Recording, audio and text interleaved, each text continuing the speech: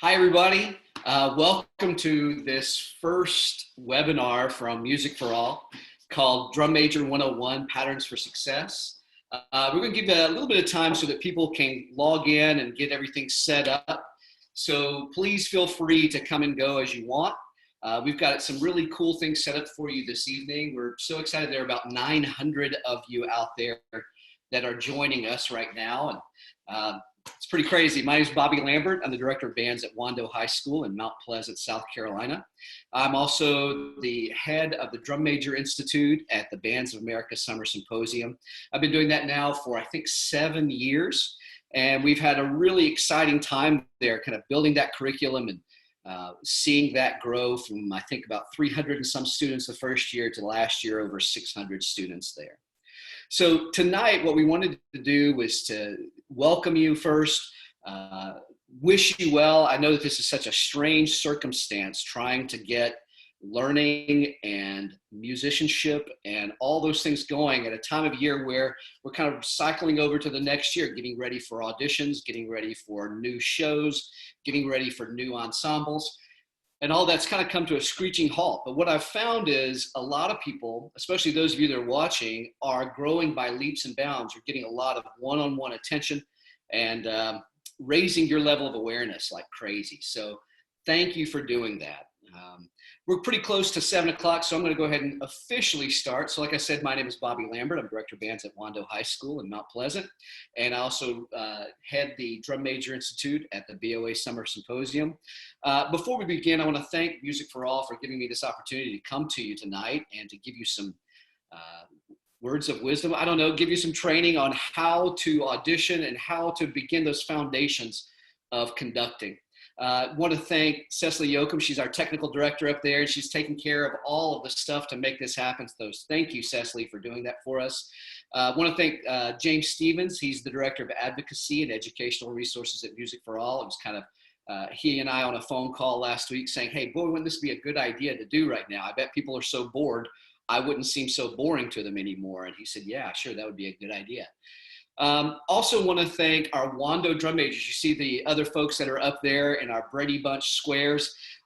They are Anna Johnston, Caroline Hay, Gavin Hewitt, and Audrey Wessinger. They're going to be here in case you have any questions along the way. You can just type that into the Q&A. If you go down to your screen and look at the bottom, you're going to see a Q&A section that's there.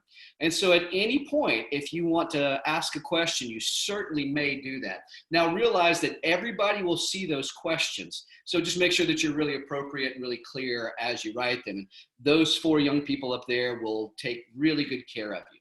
It seems like we're about halfway through with people coming in. So I'm going to wait for just a little bit. As we go, we're at 536 of the 900 or so that are coming. So we may have to be patient just a little bit making this go. This is where somebody would be telling me to just kind of vamp a little bit. So I'm sure that we're all in the quarantine and the stay in place or shelter in place kind of orders that are there. We are in different parts of that here now. Like each week, a little bit more is added. Now it's just restaurants can do to go. Firefighter, all that stuff. We can't gather in groups outside anymore. So I'm sure that for all of you, this is really crazy. I bet many of you maybe have family members that are dealing with some of this in some form or fashion, maybe working in the medical field or are indeed sick from this. So we'll definitely be thinking about all of you and all of your families as you go through this.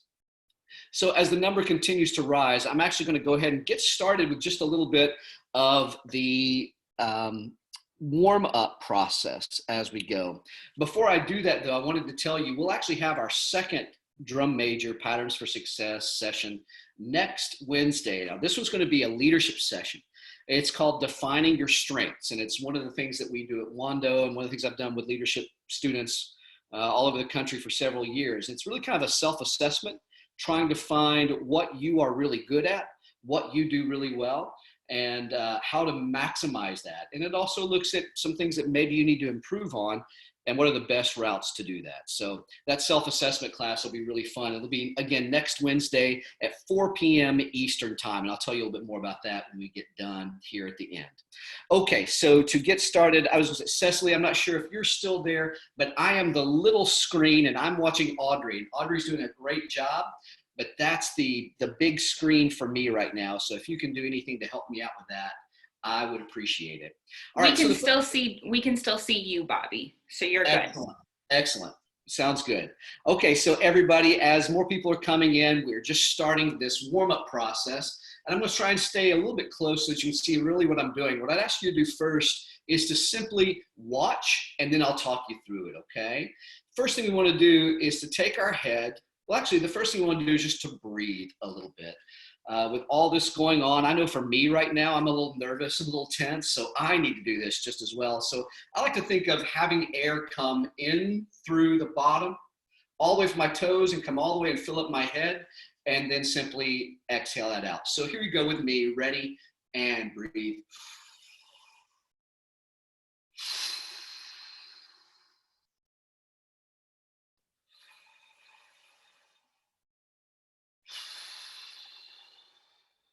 And one more for me.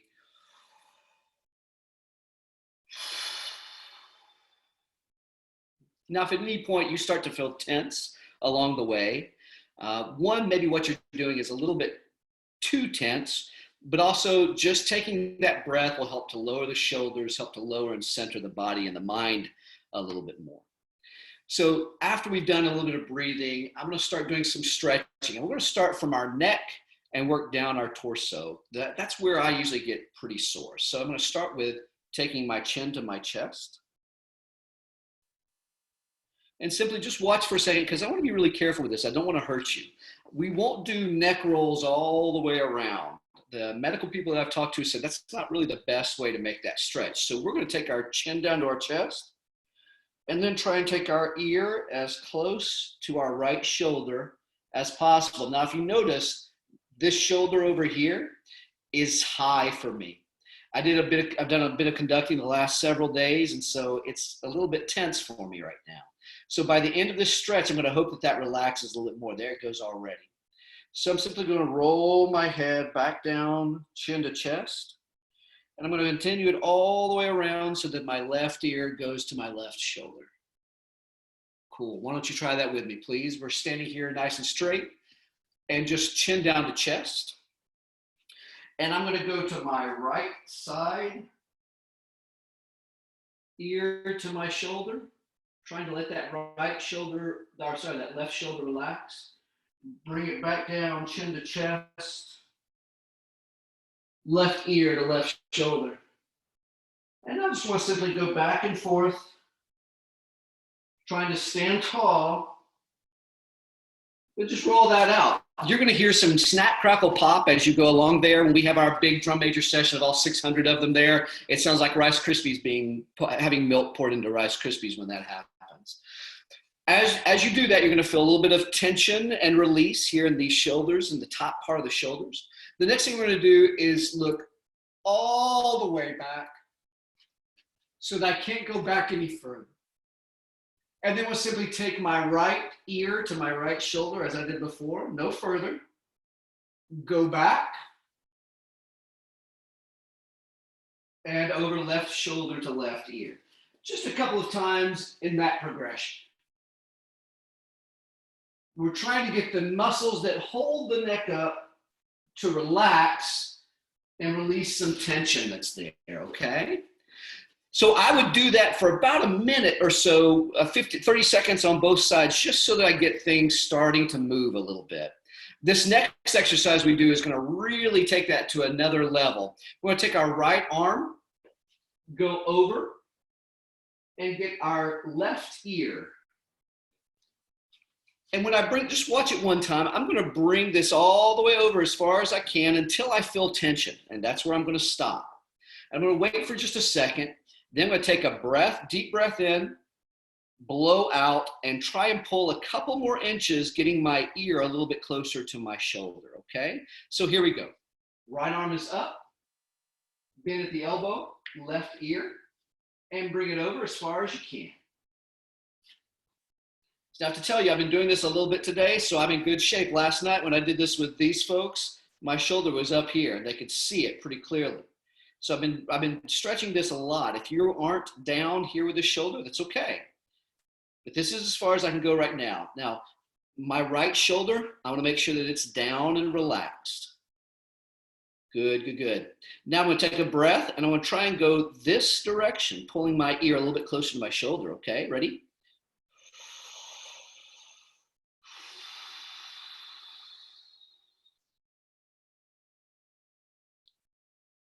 There you go. Nicely done. We're just going to hold it here for a second. Just a little bit of tension. And actually, if you noticed right there, my left shoulder just dropped. I want to keep my right shoulder as far down as I can. You may look like something like this because you can get really close, or it may be still pretty far away. Either one's okay. Let's take another breath and go one more time.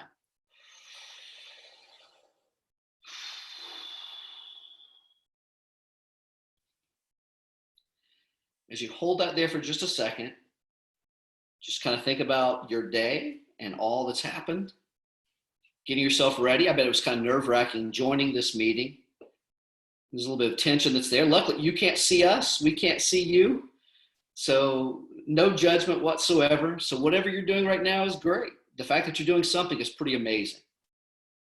Here we go. Now I'm going to release, but listen carefully before you do. You're going to feel very strange. You're going to feel very unbalanced with your head. Here we go. Ready? Release. Like it even makes my ears pop. This has now relaxed significantly. This has not. So we've got to do this side now. Here we go. Left arm is up and over and pull. Remember to keep those shoulders down as best you can. You can see my right shoulder is up a little bit. I carried more tension on that. There it goes. Very bizarre. So now I'm going to take a breath.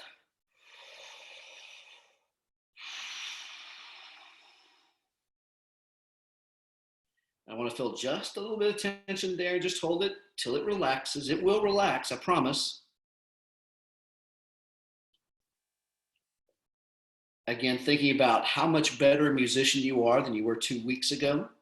I know some of our players have gotten significantly better because they're spending a lot of individual time and recording themselves and seeing what they sound like.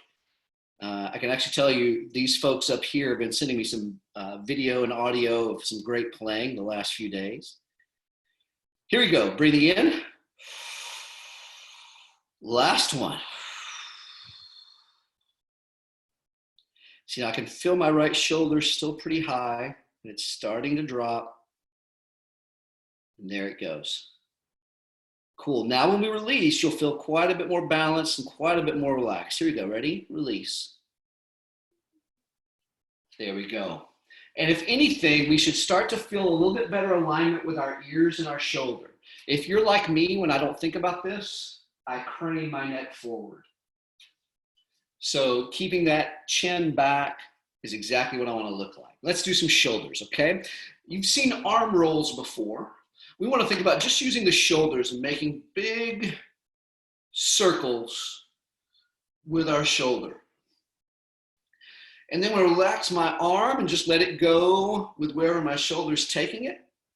And really try to round out and open up that ball and socket joint.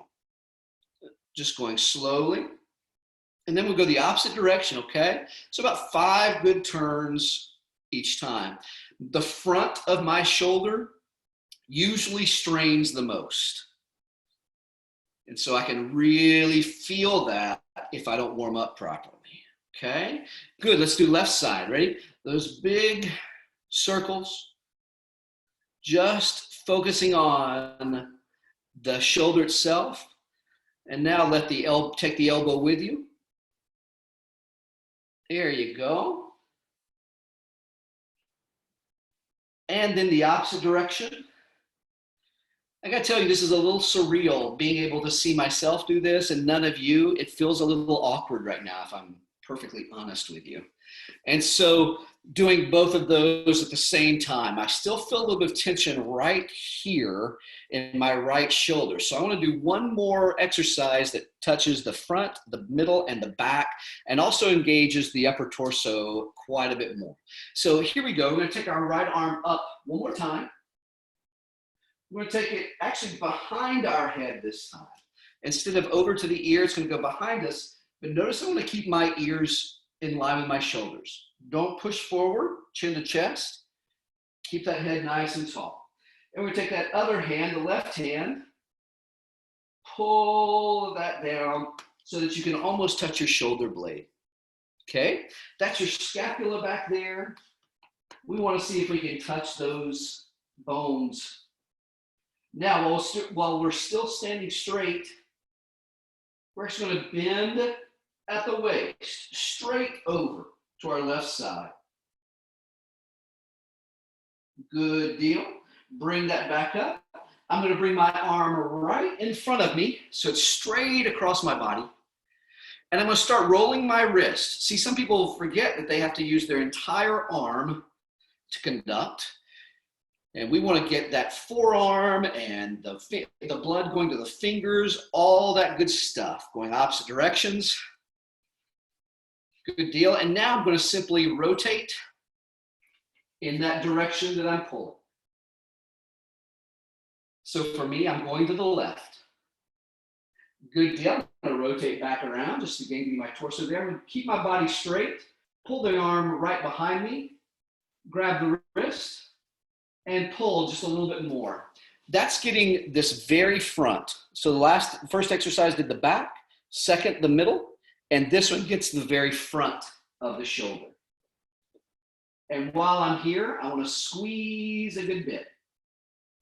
And just like you did with the neck, just go until it hurts a little bit, just a little bit of tension, a little bit of pull, and stop right there. If you can go further in a second, go further. If not, keep right there. Good deal, and I'm going to rotate the opposite direction. Just getting my torso, my hips to loosen up a little bit more. Good deal, here we are, left arm going up, back to the scapula. Pull that elbow down. Still trying to keep my chin up. Yeah, here we go. Going over, bending at the hips, or bending at the waist. And back up. Arm right in front. And roll that wrist. Roll that wrist. Well done. Well done. I see several people are asking questions. I think our drum majors are on it. I hope you're doing okay. And I'm going to now rotate at the waist. Yeah, this helps with the abs. Lots of things through there. And going back. Pull. Squeeze. I'm not sure if you can see my hand. Oh boy, you can't. So I've got my hand here and I'm squeezing, just getting blood to go through, and I want to pull over that side. Good deal. Good deal. Excellent. I assume excellent. I hope that you gave that a try. If you're just sitting there watching, that's kind of weird. You need to get up and move, okay? That's kind of awkward to just sit and watch somebody stretch and do. No, I hope you're doing okay and feeling all right with it. If you have anything that's still a little tense, like maybe you've had an injury before, like I messed up my left elbow right before I became a drum major in college, and so sometimes that'll get a little tense. Take just 30 seconds on your own right now and stretch out. Maybe it's your calves, maybe it's your quads, whatever it is. You're gonna be standing for a little while, so might as well go ahead and stretch that out. While we're doing that, while you're stretching a little bit, I'll mention, thanks to Music for All for doing this for us, and thanks to Cecily up there for doing the technical advising of this and making this go. Next Wednesday at 4 o'clock, we're gonna be having the second series, the second set of this series called Patterns for Success, Defining Your strengths. It's a leadership session that I do with bands all across the country, and it's a really great way to start to evaluate your leadership skills. Or even if you've been a leader before already, it's a good way to kind of look at what you've been doing and how you've been doing. I bet all of you have at least one thing last year that didn't go so terribly well that you'd like to improve upon for this year, and I want to try and help you with that. So again, 4 o'clock Eastern time next Wednesday, we'll be doing that here kind of in the same format. Okay, so hopefully you're stretched out and ready to go. So once we've done that, I want to start with some exercises. For those who've been with me before, sorry, I've got my iPad over there telling me what to do next. For those of you who've been with me before, this will look a little bit different. There's a great book written by a wonderful conducting teacher from the University of Michigan called Elizabeth Green. And it's kind of the Bible, if you were, of conducting for all conductors across the planet, really, but especially in America. And one of the things that she talks about is being able to be aware of how your body moves through space. So the first couple of things that we're going to do is to simply try and monitor how we do that. The first thing to start with, though, is thinking of the 4 hinges that we're going to be using here as we conduct. The first hinge that we can use is the shoulder. The shoulder is the largest hinge that you have, but it also carries the most amount of weight.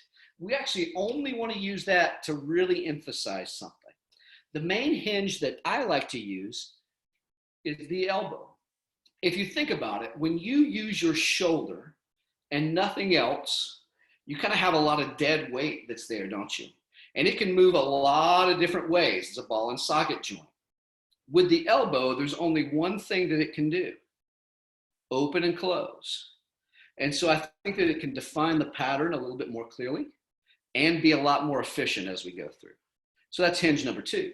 Hinge number 3, the wrist. And I want you to just take a second right now, keeping the fingers still, and just really focusing on moving the wrist. It's actually a little bit harder than it sounds, especially when we do some exercises later on. The last one are the fingers, and being able to simply move those independent of anything else. So let's go back. First hinge, shoulder. Just try and swing your arm a little bit like that. Nothing else moves. You can say, well, your elbow's moving, but I'm not engaging it at all. If I wanted to engage it, you would see me bend it, but it's not being engaged at all. Next hinge, elbow. Next wrist. Finally, fingers. Okay? So as we do this exercise, I'm going to ask you to think about all 4 of those hinges and what they feel like. So the first thing I'll do is I want you to pretend that you are painting a wall right in front of you. I'm going to try and get back far enough. Cecily, I'm still the small screen, so it's a little bit hard for me to see. I'm not sure how to fix that, but that's at least what it is. So if you can, hopefully you can see the top where I bring the wrist up.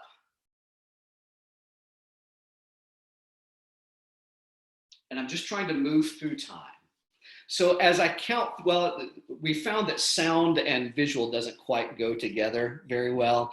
So I'm just going to try and think of counting 1, 2, 3, 4, down, 2, 3, 4. 1, 2, 3, 4, down, 2, 3, 4. If you've ever been to our camp, Koji does a whole series on this, a whole session on how to make this go. So I'm kind of glossing through it tonight. But the idea of feeling your movement through time is really important. Let's give it one more try, okay?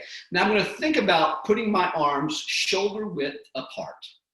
So about this far apart, that's how far I want my arms to stay. So thinking the shoulders, engaging the wrists and the fingers, the elbows, straight, bending, and going up. Now we're just going to change the plane a little bit. Instead of going up and down, we're going out.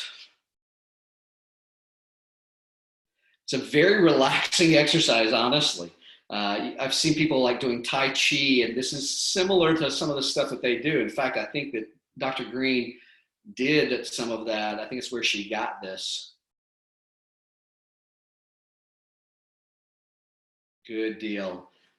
So as you become a little bit more experienced with conducting, the next thing I would ask you to think about is going both directions at the same time. So for example, my right hand's going to go up and down. I'm just controlling it through time. Make it nice and smooth, still shoulder width apart. My left hand is going to go out and back in. And I'm going to line them up so that they go at the same time. So for those of you that are just beginning, maybe keeping them in the same direction at the same time. For those of you who've conducted for a year or two, this would be the exercise that I would point to you. If this is feeling pretty good, then switch it so that you change and can be able to go both directions, whichever hand, and absolutely in control. The last order of that exercise that I think is pretty challenging is where you're working on staccato movement versus legato movement. So we're going to do this, a similar one. We'll go this direction, but the right hand is going to be, or actually let's do the left hand will be staccato. So it's going to look at something like this. 1, 2, 3, 4. 1, 2, 3, 4. 1, 2, 3, 4. 1, 2, 3, 4. Now, if you're just starting, that's going to hurt your brain a lot. If it doesn't, good for you. You're very ambidextrous, and that's awesome. It took me a little while to get that. If you can't do any of that but this, you're in great shape to get this started. Just know that those are 3 levels of exercises that you can do from first year, second year, or to multiple years. After you do those exercises, we're going to start with just thinking about how we stand, how we get this pattern defined, okay? So I kind of have 3 stances that I like.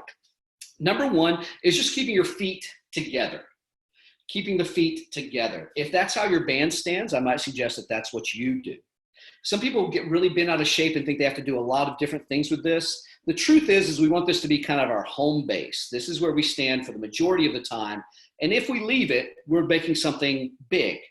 Then we also have first position. You know, the feet at 45 degrees. I'll see if I can get to a place where you can see me, okay? First position. Left foot is at 45 degrees.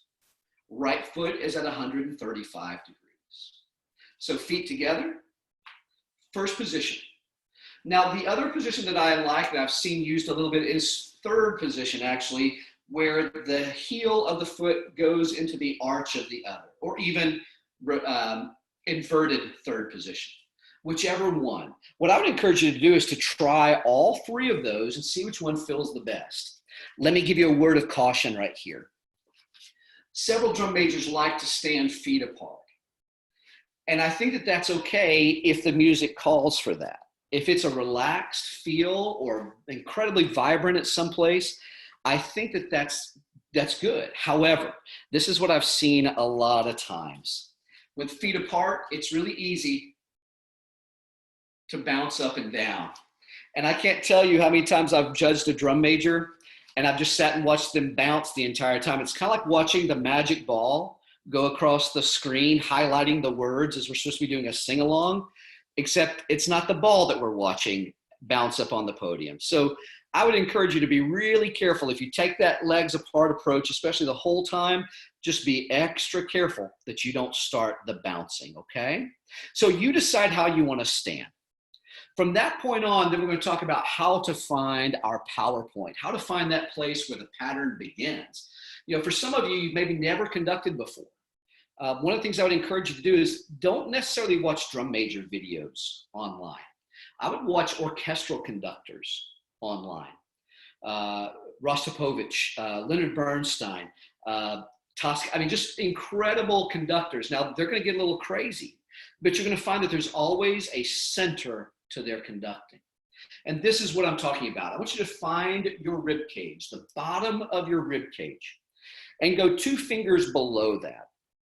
You didn't know this was also a safety video tonight, but if you go 2 fingers below, that's where if somebody were having choking problems, you could do the Heimlich maneuver with them and actually get that food out.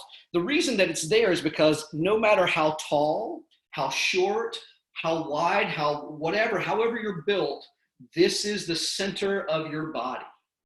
2 fingers below that rib cage, sternum right there. That center of the body is exactly where I want to be centered when I do my conducting. So I'm going to ask you to go ahead and make a fist right here as if you were going to give somebody the Heimlich, and just take the left hand and cover it. And that's where the center of our body is. Just getting ourselves centered here. I just want to take a couple of breaths real quick. We've been doing quite a bit. Let's see if we can just get ourselves recentered a little bit more. Ready?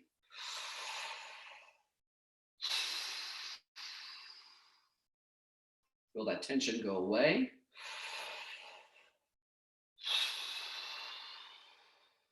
And then one more nice one.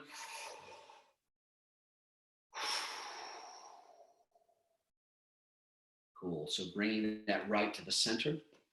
Now, when we rotate our arms out, we're going to be in a really nice spot for conducting. The way I want to find out how far to go is go ahead and take your hands up for a second and put your thumbs on your shoulders. That's about how wide your pattern should be. There is no magic answer. It's what fits your body the best. So if you have broader shoulders, your pattern will be a little bit wider. If you have thinner shoulders, your pattern will be a little bit smaller. So that's where I'm going to end up going, okay? So let's just go here. And notice this is flat. It's not pushed down or pushed up. Flat across my body, perpendicular to the ground. And rotate out so that I am in line with my shoulders. Good deal. Now, last part, the 2 hinges we need to talk about. We've talked about where your shoulders take you. We've talked about where the elbows take you. I'll even show you from the side so I can make that a little bit clearer. Here at the center. Rotate the arms and elbows out. Notice there's a nice L right here. And then if you can take a look at the wrist, I have just a slight angle right there. It's not flat, but just a nice upturned angle. The reason I do this is because most of you wear white gloves. And instead of seeing flat fingers, we want to show a little bit of the hilt and the palm of the hand. So the actual beat is going to be where the fingertips come down, but I'm never going to have them go flat. Does that make sense? It's a little bit hard to see right now. I'm going to try and show you that here in just a second a little bit more clearly. So let's think about our 4 hinges again. Shoulders down and relaxed. Elbows at the L. Wrist slightly up. And now fingers. If I were to shake hands with you, I put my hand just like that. And that's exactly what I want to bring back to here. Nice to meet you. Thanks for joining us. And here I am ready to conduct. Center, conduct. Straight lines. That's the name of our game. So let's just kind of do a real quick checklist, okay? So my ears are in line with my shoulders, in line with my hips, in line with my knees, in line with my ankles. My shoulders are down. Body centered, fist into the palm. Later on, for all of you older drum majors that have been with me before, you know I have you closed like this. That's for a different time, okay? This is just to get us set up. Don't think I haven't changed anything. But I wanted to make sure that we've got our arms straight. And then simply rotate out. Wrists slightly up, fingers at the handshake, L at the elbow. Good deal. So now, once we've got that set, we can talk about the actual pattern. I like to use what we call the arrow pattern. And what I would ask you to think about right now is to visualize an arrow with the shaft, a point. That's what we're going to use. The kind of the stick of the arrow, then one side of the arrowhead and the other side of the arrowhead. Does that make sense? Now think about them being equal arrowhead parts. The stick is going to be the longest part, but the arrowhead is here. Think about that arrow. That's the pattern that we're going to draw out. Let's focus on just the shaft of the arrow right now, just going to count 1. In technical terms, this is called the anacrusis, or the breath that happens. For most bands, you're going to do that maybe with a metronome, giving 8 clicks or whatever, but there'll be a time when you have to give the band 1 cue that will bring them in together. And that's what we're going to focus on right now. So get centered. Think about your stance, how you want to do it. And then rotate out. And we're at count 0. I'm going to do just the right hand for now. And I want you to think about bouncing a basketball. Try it with me. Ready? And. Now, if you'll notice, the speed isn't the same. I don't do like a wave. I can feel the ball leave my hand, come back up and hit my hand, almost like the Newton things that go back and forth. I can feel the pressure pushing me back up. I can feel gravity, and I can feel my beating gravity. So think about, if you want to take a shot, what that would feel like. Bouncing that basketball nice and easy, and take a shot. To get that feeling right, I'm going to put my left hand right here at what's called the ictus. The anacrusis is the prep, ictus is the downbeat. And I'm going to put my hand here, and I want to make this sound with it. Notice that light tap that's there. I hope you guys can hear the light tap that's there. I don't want an aggressive hit. Nope, nice light tap. And the next thing I'll do is I'm going to take that left hand and put it on my shoulder. I don't want to feel a lot of tension. If you feel this, way too much. Now the next part of this, notice which hinge is at work right now. Just the elbow. When I'm bouncing the ball, I'm just using my elbow for right now. You can check it by doing this, stopping at the end of 1. Here, and it would just be as if I were waving to somebody. I'm gonna get a little bit closer, and hopefully you can see that my fingertips are in line with my eyebrows. That's how far up I wanna go. High, and we call that checkpoint 1. The end of 1 is high. So as the arrow pattern goes, ictus, and the rebound is the bounce up, and we land at the end of 1. High, everybody. Good deal. After you do that, I want to just start to check that a few times, finding out where you are. 1, 1, 1, 1. And I hope you can see everything. Like I said, I'm in the little bitty screen right now, so I can't quite see if I'm getting everything there. I want you to see the ictus, the rebound, and make sure that everything's there. And I'm still going to stand up nice and strong and tall, using that elbow as the major hinge that I'm using. Almost no shoulder at all. High. If you feel comfortable with that, go ahead and put both hands there. 1, 1, 1. High. 1, 1, 1. High. Good deal. I've still got my handshake. I've still got my 10 degrees up. Still got the L shape in the elbow. All those things are still there that we worked on before. Checkpoint 1, high. The next checkpoint is one of my favorite ones. It's called cheeseburger.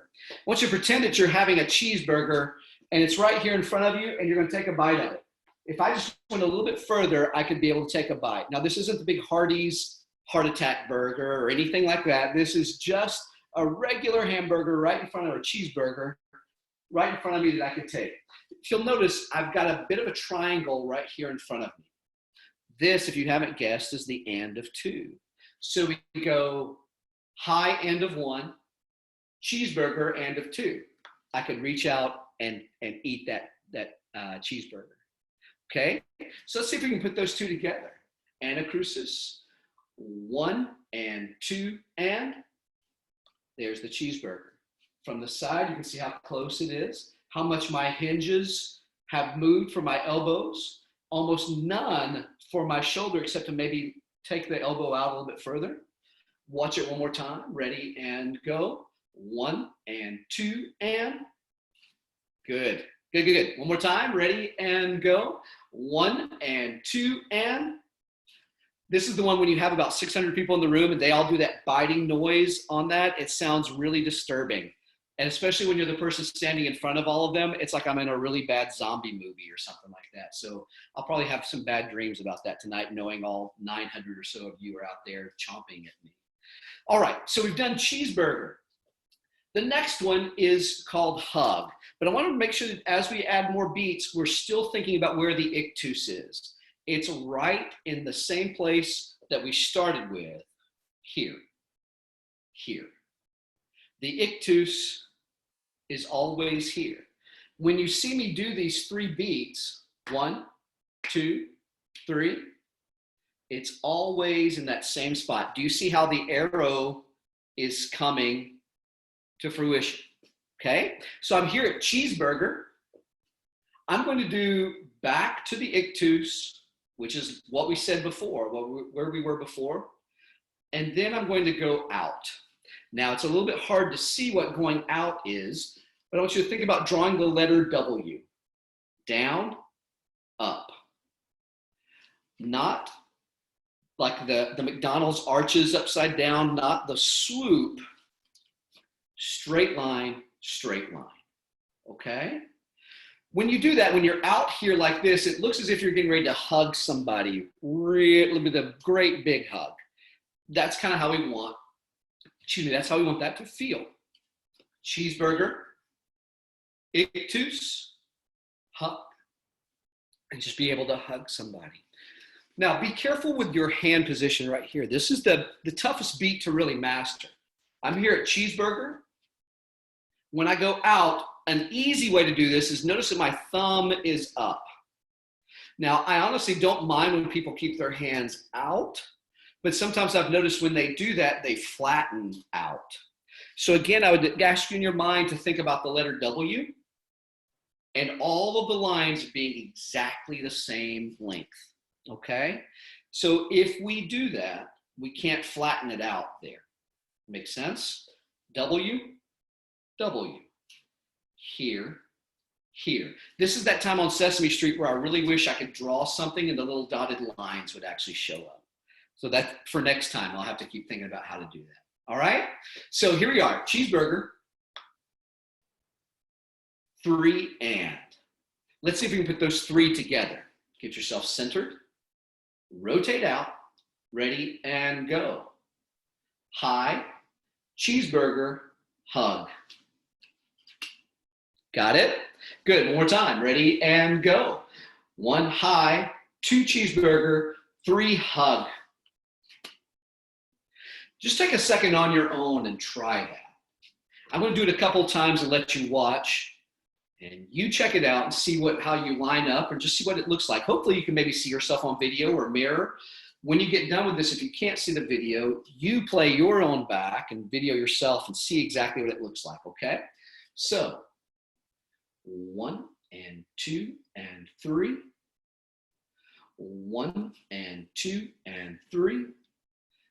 1 and 2 and 3. 1 and 2 and 3.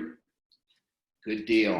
And notice I'm still trying to keep that basketball feel. Let's do it this time and make sure we've got that bounce. One of the worst things that I want to see in a drum major is no sense of beat or ictus. Flowing and not finding that tip of the arrow, okay? So here we go. Ready? And 1 and 2 and 3. Well done. 1 and 2 and 3. Check your stance. Are you here? Are you here? What does it look like? All right, we've got one more beat to go. Thanks for staying with us. You're at hug. You've come back from that hug, and we're going to go up to here. We had a student at Wando last year who graduated named Davis again, and Davis started the High Five Club. He literally started a club where people just gave each other. Yeah, the Wando folks are smiling right now because they remember this. We even have a poster in our band room that has his handprint that people still give high fives to. I loved that idea of giving high fives. So instead of high here, you're going to give a high five. Notice this is the first time that our shoulder is going to really be engaged in what we do. It was a little engaged to take us from here to here. It's going to really be engaged here. Notice my hands are way above where my eyebrows are, but they still stayed in the same track. If I came down, that would be high, high five, boom, or high 10 maybe, even better. So it's going to look something like this. I'm here at hug, up to high five, back down for 1. Again, I'm here for hug, the end of 3, high five, and back down for 1. So let's try and go through that all together pretty slowly, okay? Ready? Actually, let's get ourselves centered. Turned out. Ready, and go. And 1, 2, 3, 4, high five. 1, 2, 3, 4. 1, 2, 3, 4. I'm just going to keep going for a little bit. I want you to give this a try. I'm going to try and keep this same tempo. I have a metronome that I would like to use. However, we found that it's a little bit behind the video, so I don't want to confuse the issue at all. Take that left hand and add it in now. 2, 3, 4. 1, 2, 3, 4. 1, 2, 3, 4. Now take your right hand, or sorry, your left hand, go to your right shoulder. Left hand on right shoulder. Make sure that you're not seeing a ton of movement right there. If I stressed, this is what you're going to see. And I don't need any of that. That hinge of the elbow does most of the work for me. The shoulder's engaged right here, going to the end of 3, and especially there for the end of 4. Just like the measure's going to crescendo to beat 1, that's what our pattern should look like as well. Okay? So let's put that together. 2, 3, 4. 1, 2, 3, 4. Stop. And then we would bring our hands back together. I'll show you what that looks like. Just keeping your hands in front. We've taken this center and simply slid it this way so that we can stand at a relaxed position, but still be engaged in the rehearsal. One of the things that I dislike when I see drum majors rehearsing is they'll finish the band, bring the horns down, and then kind of look like they're chilling up there. And then guess what the band does? They start chilling down on the field as well. They get too relaxed. So when you are standing here, there is a vibe of you that you are engaged. And I, as a director, like these guys will tell you, I go really fast. And I bet many of your band directors do too. And so I'll be talking about something completely different. Trombones, we're doing this, or sorry, baritones, we're doing this. Anna, start us at letter C, go. She has to really stay engaged that whole time to know where we are and be ready to jump. Okay, everybody go to letter M, and I want you to take that to 160 today. Go. And there's not a whole lot more information that's given. So if you turn off, if you let down during the rehearsal, ooh, bad things can happen. So you are in this engaged spot from that point on. Let's see if we can go from that 0 to conducting the pattern, okay? Set. Think about your stance. Think about your ears in line with your shoulders, in line with your hips, in line with your knees, in line with your ankles. It's not an angry, aggressive look. It's an absolute centered look. Open up here. And then here we go. Ready and go. And 1, 2, 3, 4. 1, 2, 3, 4. 1, 2, 3, 4, and stop. And then we simply bring our arms back to here, and we're ready for directions from the director. Why don't you take just a little bit of time to do that? I see several of you are asking some questions and doing some stuff there. So I hope the drum majors, are you guys doing okay answering questions up there? Absolutely, good deal. So what I thought I might do right now is maybe give you just a little brief look at maybe how some of the other meters will work with the arrow pattern. The thing I like about well, first of all, let me put this big disclaimer in right now. However your band director wishes you to conduct, that's the way that you need to conduct. I tell people when they come to our camps that this is kind of the baseline of how conducting can go. I've kind of gotten rid of any kind of variables. There are no curves. It's all straight lines. So that when you go and adapt your pattern to what your director wants or maybe what you feel, you can take it from there. It's sort of like I've got to have good bread for a good sandwich.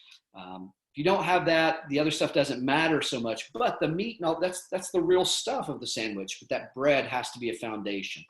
If you can be aware of exactly how your body is working and moving through time, from here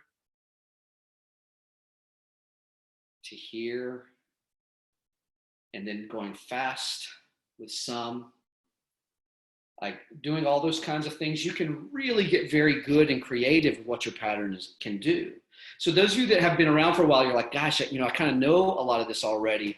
Yeah, but do you know it that you can do it so consistently you can do a couple of other things at the same time?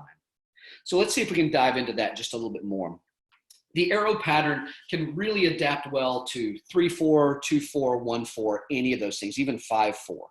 And I'll show you how to do that really quickly. Let's go right to 3/4. All that I'm going to do is take out cheeseburger. We're going to do high, hug, high five. That's it. So think through that just a second. High, hug, high five. This one I hate the most because you're leaving out cheeseburger and only cheeseburger, and that's not a great day for me. So this is the pattern that we use that. No cheeseburger, okay? If you knew me well, you would know that almost all my teaching revolves around food, puns or jokes or whatever. I'm sure you have many directors out there who do the same thing. All right, here we go. Get ourselves centered. We've gone from here to here. 3/4, ready and go. And 1 high, 2 hug, 3 high five. 1 high, 2 hug, 3 high five.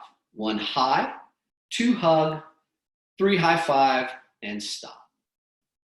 Let's try that just in time. Ready? No words from me. Ready and go. 1. Notice that beat 1 ends up being the largest because you've gone that far away from 3.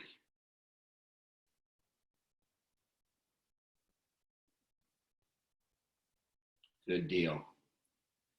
Now, instead of breaking down each time, I want you to get used to keeping that focus a little bit farther. We're going to do 2/4 now.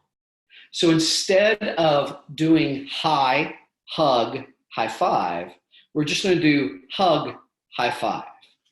Think through it. And here we go. Ready?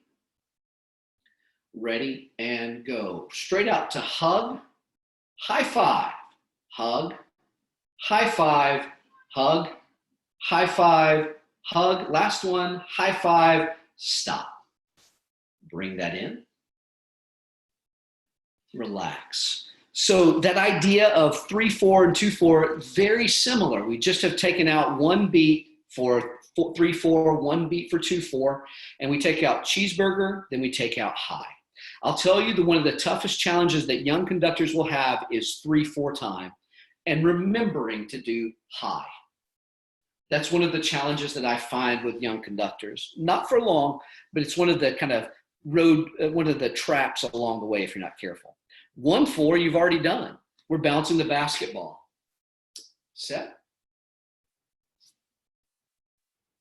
1, ready and go. High five, high five, high five, high five. Last one, and. Pretty easy, yeah? 5/4 time. We used to not have this issue very much. Nobody did anything outside 4/4 or really outside any of the 4/4, 3/4, 2/4 stuff. But now with the planets, with all kinds of things that are out there, 5/4 has become a really common meter.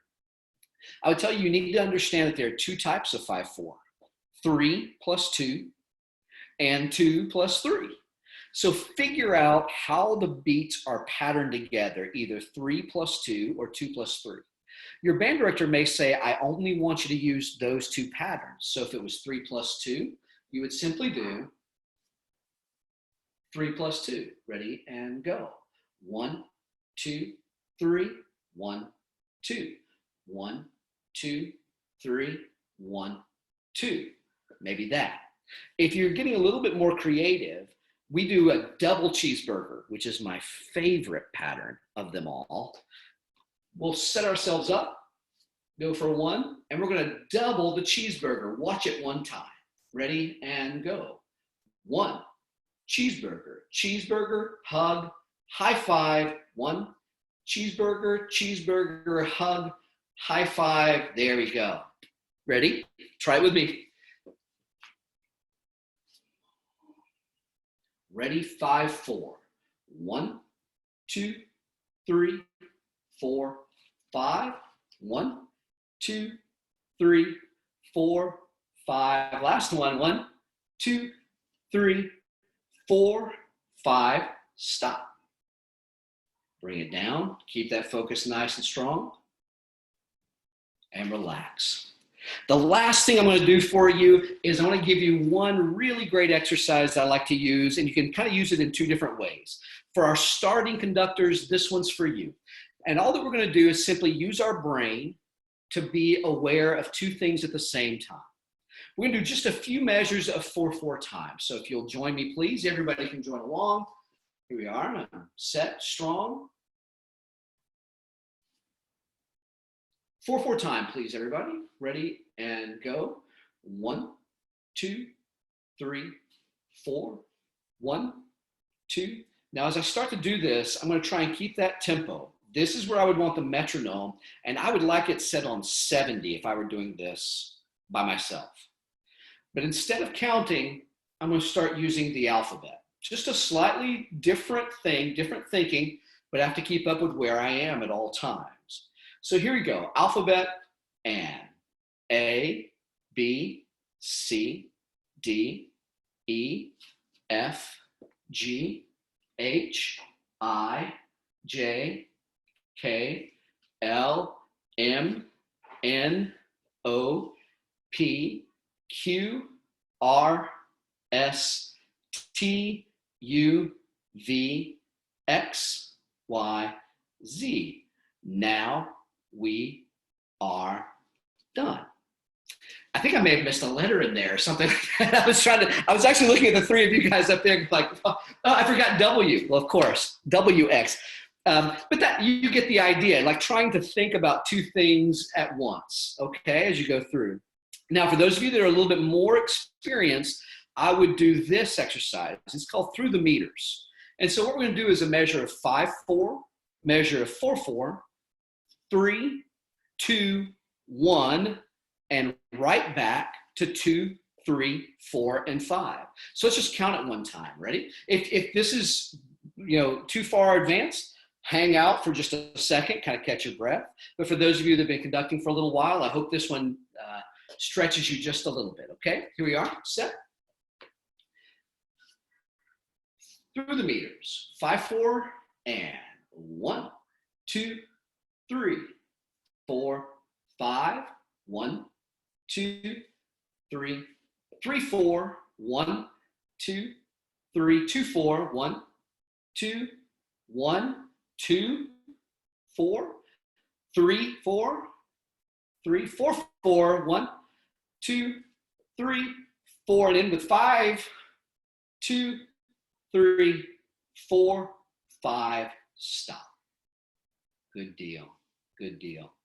Now, again, if you want to be a little bit more advanced, if that was okay for you, do the alphabet with that exercise. So here we are, through the meters, alphabet.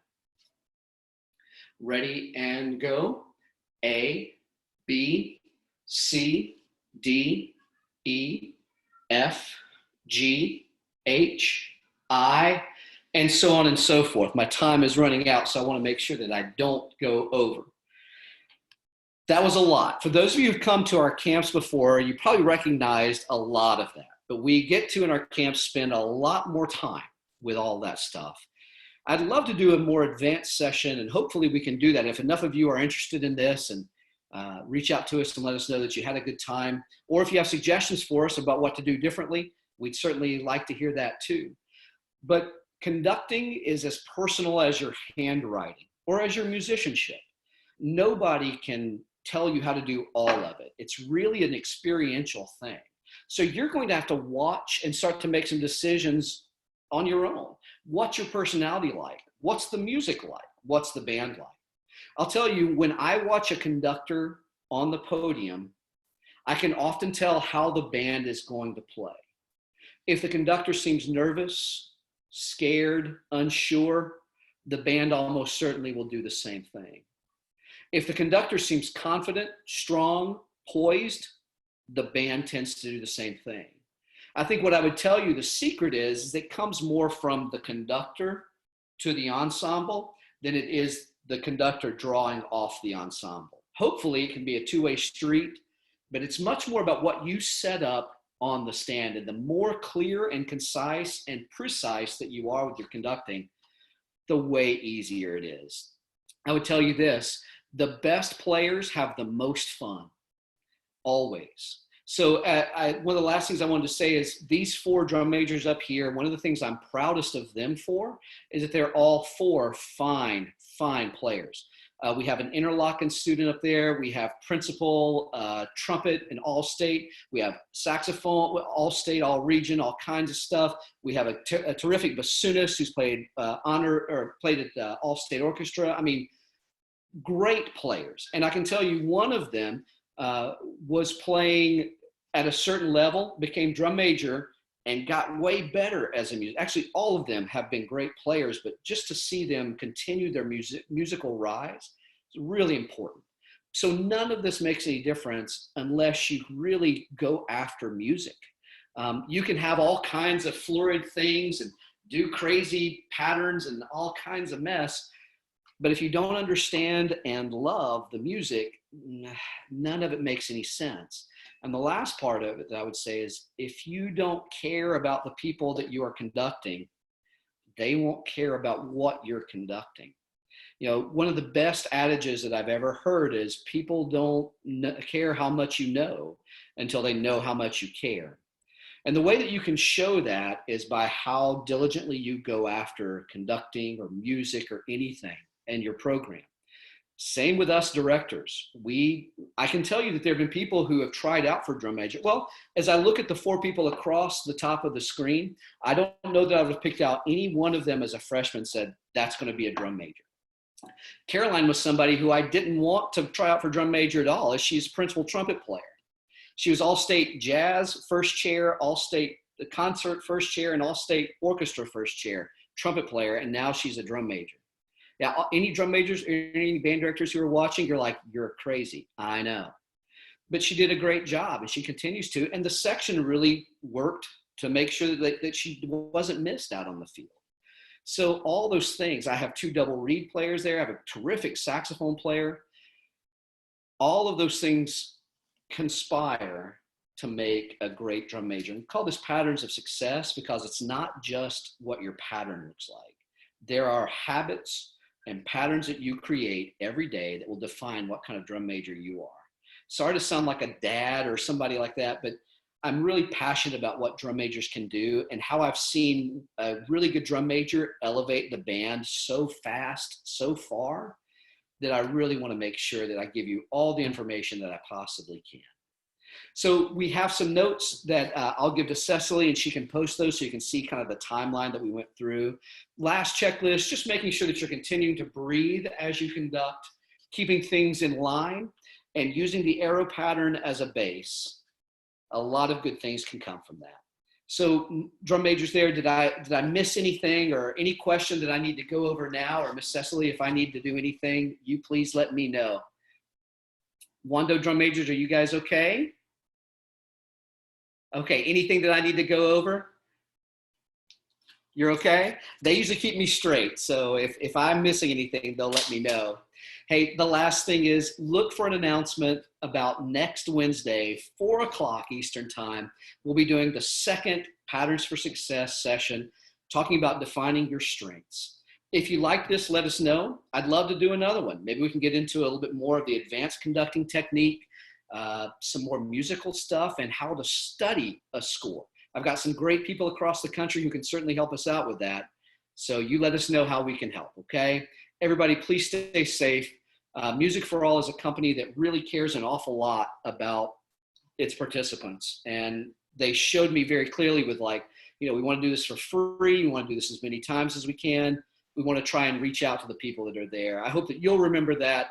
I know that I will when it's time, like, okay, let's go to bands. Let's go do this. If you've never been to a regional or a concert festival, go. It's really a lot of fun and super informative.